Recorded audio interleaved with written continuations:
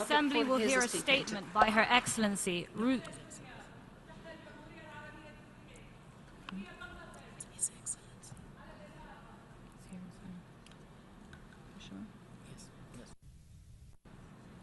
The Assembly will hear a statement by His Excellency Roosevelt Skerrit, Prime Minister and Minister for Finance and Public Service of the Commonwealth of Dominica. May I request protocol to escort His Excellency.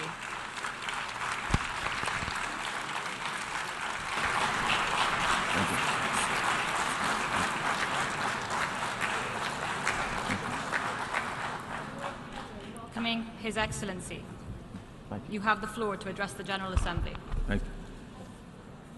Secretary General to the United Nations, President of the General Assembly, distinguished heads of delegations, Excellencies, ladies and gentlemen. Mr. President, I come to you straight from the front line of the war on climate change.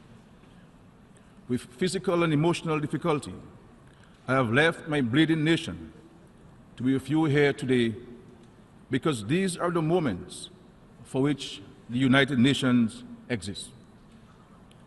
It is why we, collectively, have always respected and hold dear the values of this institution.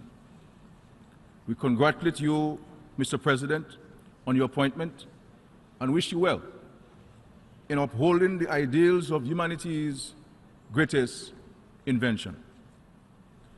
And in keeping with this institution's regard for fraternity, we take this opportunity to express our condolences to our brothers and sisters in Antigua and Barbuda, Anguilla, Cuba, St. Martin, St. Thomas, the British Virgin Islands, the Turks and Caicos Islands, Puerto Rico, and the Dominican Republic, and also to those who have suffered losses in our host country, the United States, in Texas and Florida.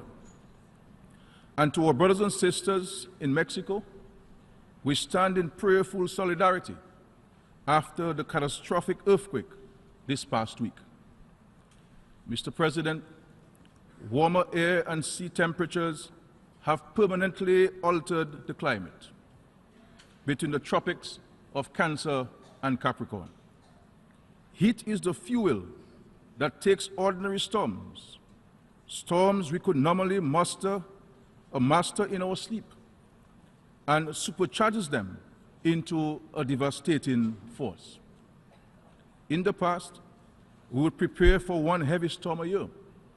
Now, thousands of storms form on a breeze in the mid-Atlantic and line up to pound us with maximum force and fury.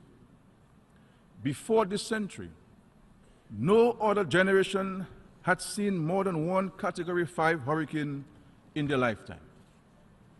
In this century, this has happened twice, and notably, it has happened in the space of just 2 weeks. And may I add, Mr. President, that we are only midway into this year's hurricane season. In the case of Dominica, it has been only 2 years since we lost lives and endured substantial physical and infrastructural damage from the ravages of floods and mudslides of Tropical Storm Erica. Mr. President, to deny climate change is to procrastinate while the earth sinks. It is to deny a truth we have just lived. It is to mock thousands of my compatriots who, in a few hours, without a roof over their heads, will watch the night descend on Dominica in fear of sudden mudslides and what the next hurricane may bring. We as a country and as a region did not start this war against nature. We did not provoke it. The war has come to us. Mr. President, my fellow leaders, there is no more time for conversation. There is little time left for action. While the big countries talk The small island nations suffer. We need action, and we need it now, Mr. President. We in the Caribbean do not produce greenhouse gases or sulfate aerosols.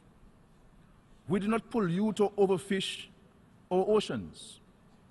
We have made no contribution to global warming that can move the needle. But yet, we are among the main victims on the front line.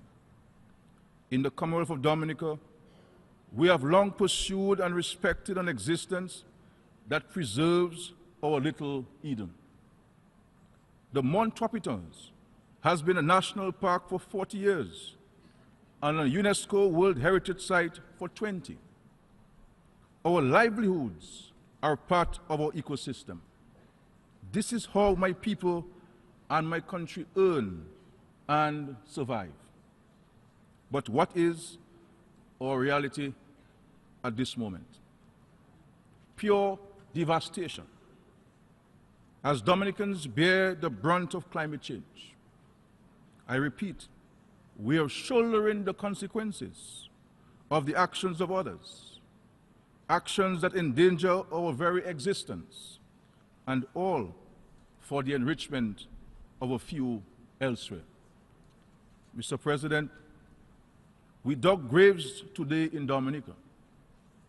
We buried loved ones yesterday, and I am sure that as I return home tomorrow, we shall discover additional fatalities as a consequence of this encounter.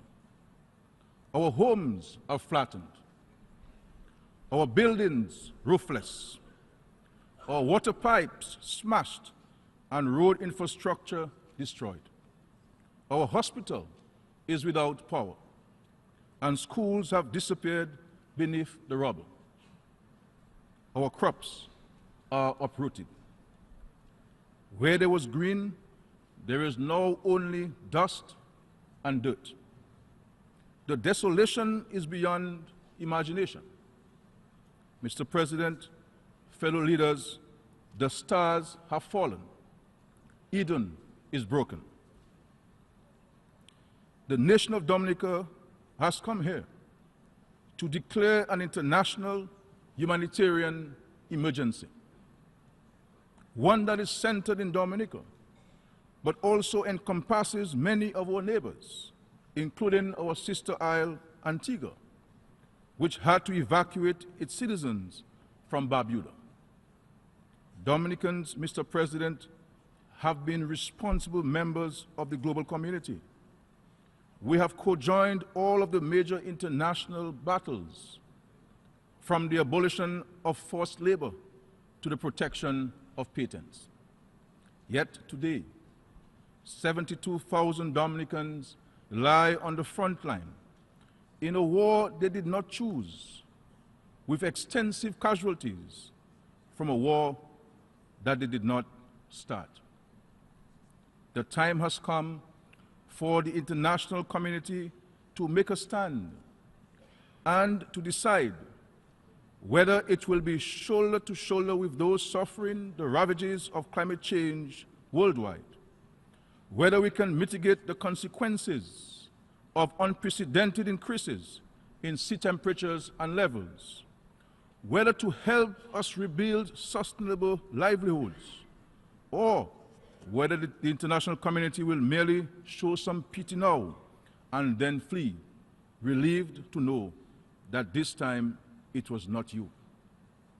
Today, Mr. President, we, the small nations of the world, need to know who are our real friends, who have our backs. Not all countries are sitting as inactive bystanders. Some of our traditional friends are playing their part.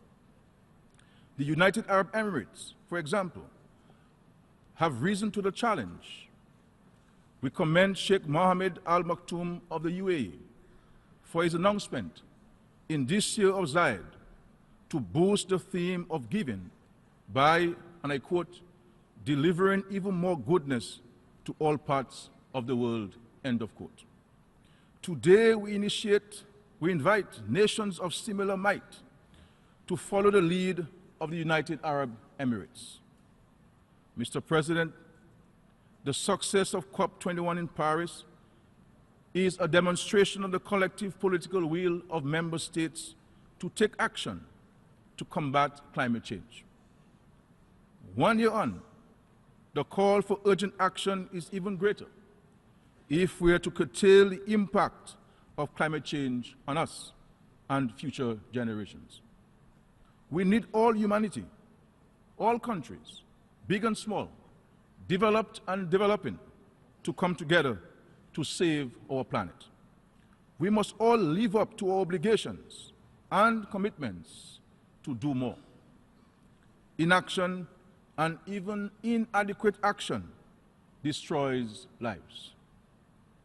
The Green Climate Fund that was created to assist in putting mitigation measures in place and to assist the victims of climate change is commendable, but much more must be done to assist countries that continue to bear the brunt of the impact of climate change. The World Bank established the Caribbean Catastrophe Risk Insurance Facility to assist countries that have been impacted by natural disasters.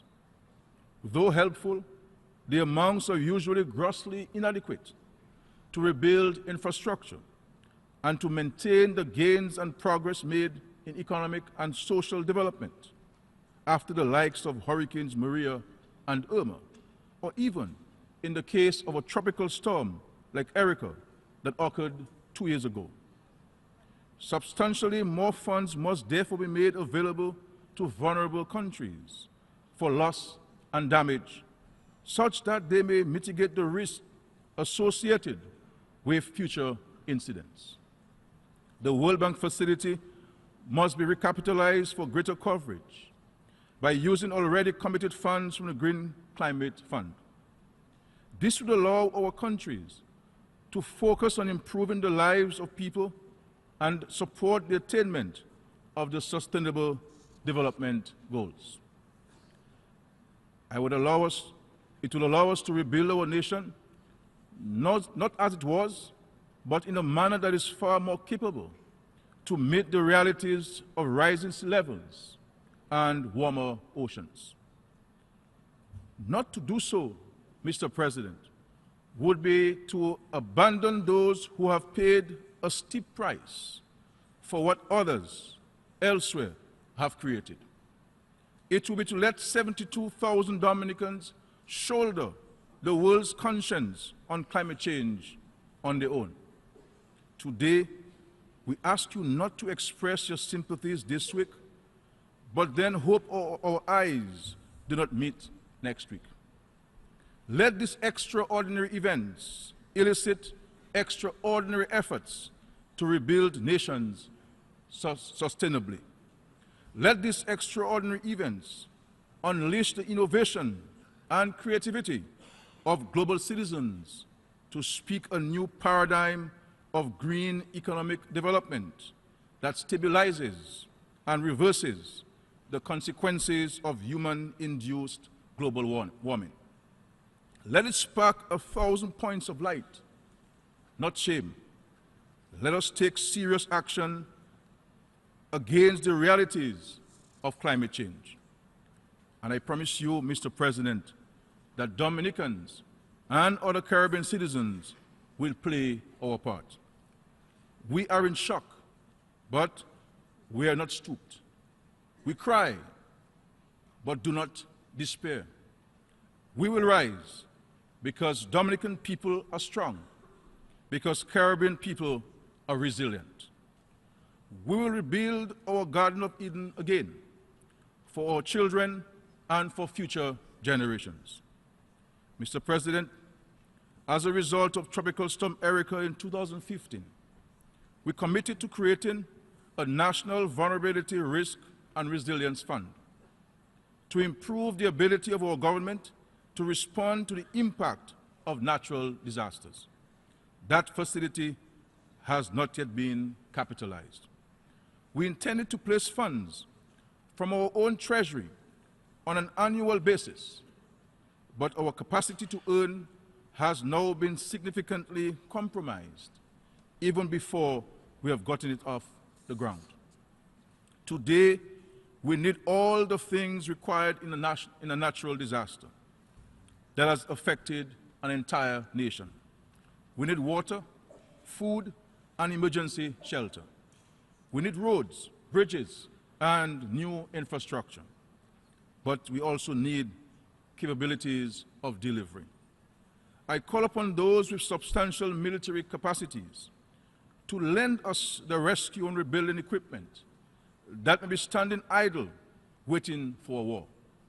Let Dominica today be that war, because currently our landscape reflects a zone of war.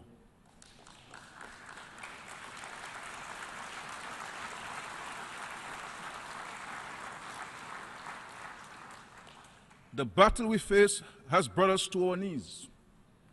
We need resources now so that we may move with purpose to the task of rebuilding our beautiful island home. We will need to rebuild homes and villages. We will need to rebuild communities, schools, roads, and bridges. We will need to rebuild a country, and we cannot do it alone. Above all else, Mr. President and members of this august body, we need you. We need your humanity, and we need you now to act truly as our United Nations. I thank you for the courtesy of listening to me.